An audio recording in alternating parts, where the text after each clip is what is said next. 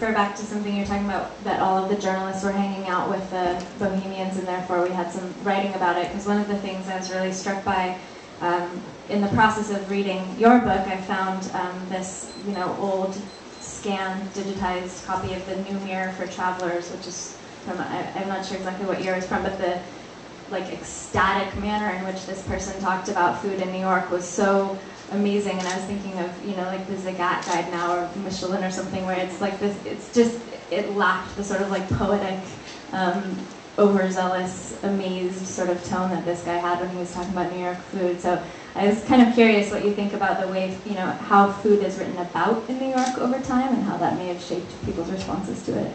Well, that book was 1818, and the writer was definitely overexcited because, the best days lay ahead. Let's put it that way. So there was a bit of boosterism attached to his big claim. On the other hand, you're touching on one of the great mysteries for all culinary historians. What did it taste like? What did the vegetables taste like that they sold at the Fulton Market and the Washington Market back in 1880 and 1890? And you just go nuts thinking about it because you just can't know. Just like opera singers from the the Wagnerian premieres, what did they sound like?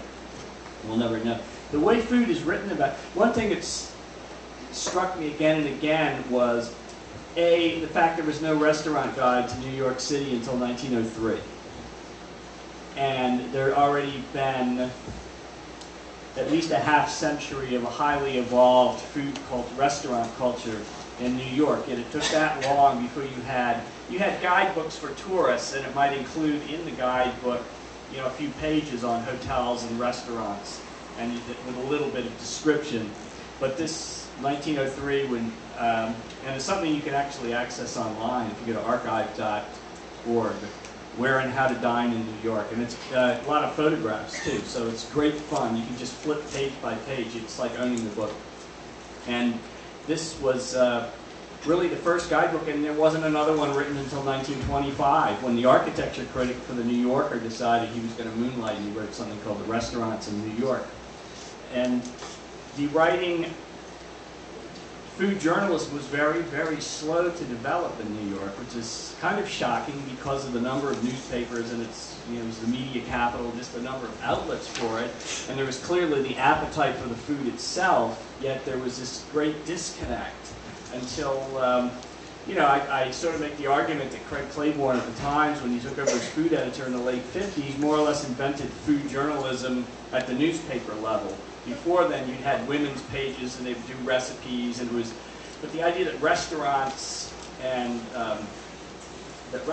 food were worthy of attention in and of themselves, because readers were fascinated by what went on at restaurants or by chefs, that just didn't exist, and it was glacially slow to develop.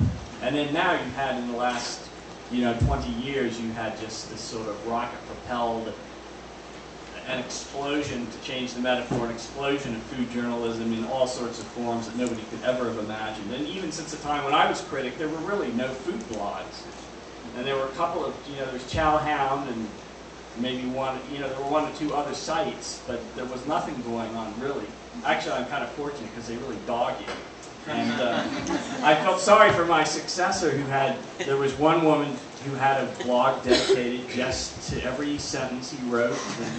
And, it was highly satirical. It was actually quite funny, but I would not have wanted it to be done to me.